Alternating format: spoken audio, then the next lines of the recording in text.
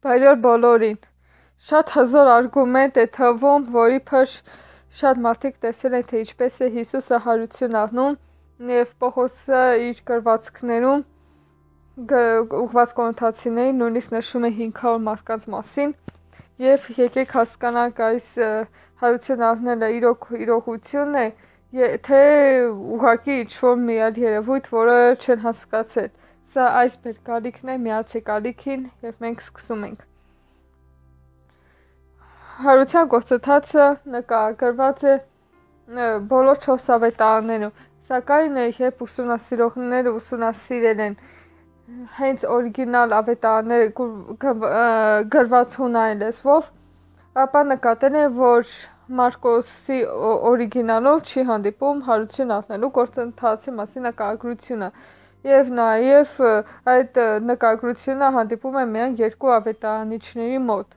Եվ հարց է առաջանում, թե ինչու են դրանք հետո ավելացել, ինչու են հետո ավելացրել հատուկ նպատակով եւ իրականում ինչ երևույթ է տեղի ունեցել։ Ինչպես գիտեք, Գերեզմանը դատարկ են հայտնաբերել, չնայած դատարկ լինելը ընդհանրապես չի բացատրվում նրա հարություն առնելու հետ, որովհետև կարող է Գերեզմանը դատարկ լինել շատ տարբեր պատճառներով, բայց հիմա անդրադառնանք այն հարություն առնելու, որ իբր Հիսուսը եկել է եւ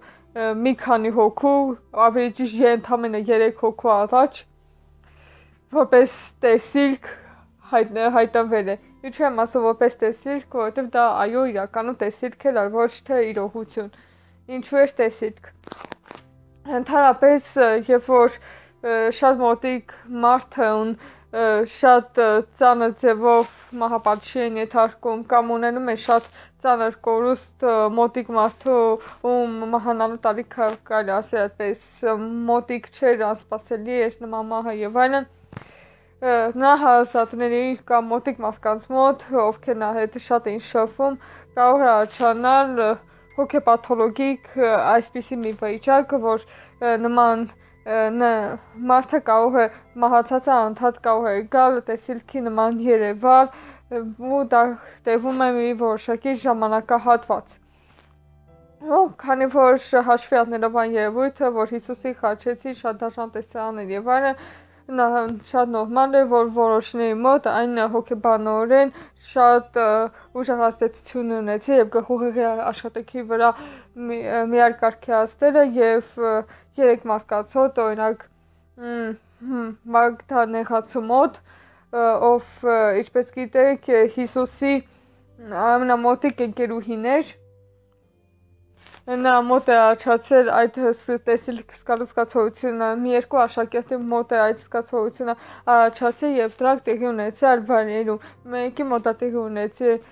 Երուսաղեմում, մեկի մոտ է տեղի ունեցել Գալիլեայում եւ ասել բոլորը միաժամանակ էլ այդ տեսիլքը տեսել, ոչ, ամեն առանձին վայրերում, որտեղ նրանք գտնվել են ինչ-որ տարածության մեջ, որտեղ մարդիկ չկան, հիմնականում այդ տեղերքեր նման տեսիլքները գալիս հայտնվում, որը տեղի ունենում ընդհանրապես փախի մթնոլորտում։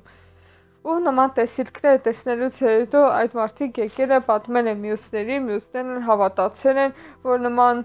որ տեսել են օրինակ Հիսուսին, որ շփվել են նրա հետ, ընդհանրապես տեսիլք տեսնողը շատ դժվար է տարբերակել, որ դա իրական չէ։ Ընդհանրապես տեսիլք տեսնողը նույնիսկ չի հասկանում, որ դա իրական չէ, դա իրեն թվում է որպես իրականություն։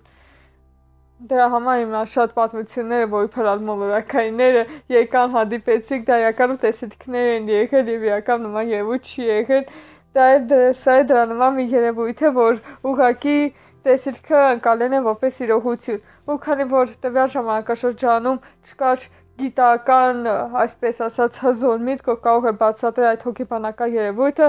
դիմել են գեբնական բացատրություններին, պարզ այն պատճառով, որ չգիտեն այդ երևույթը ինչպես բացատրել, եւ նրանց թվացել էր, որ Հիսուսը հարությունն է արել, քանի որ նրանց աչքի առաջ իրոք նման տեսարանը տեսել են, եւ նրանք պատմել են մյուսներին, այդ